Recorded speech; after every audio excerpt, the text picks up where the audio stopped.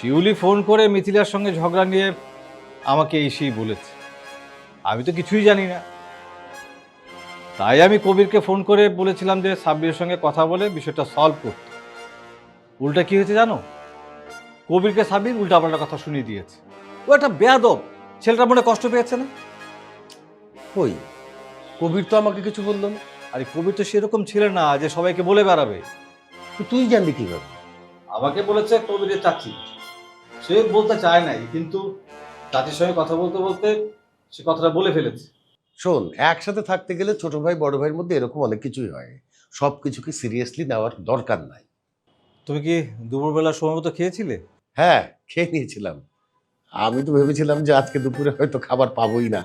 পরে দেখলাম যে না, শিউলি নিজে আমার খাবার নিয়ে আমার ঘরে এসে খাবারটা দিয়ে গেল, সাথে একটা শর্ত দিয়েছে। শর্ত দিয়েছে মানে? বলেছে দরজা বন্ধ করে খাবার খাবেন। কে খেলো না খেলো সেটা নিয়ে আপনার ভাবতে হবে না। কাকে আমি খাওয়াবো কাকে খাওয়াবো না সেটা আমার ব্যাপার। বুঝলি?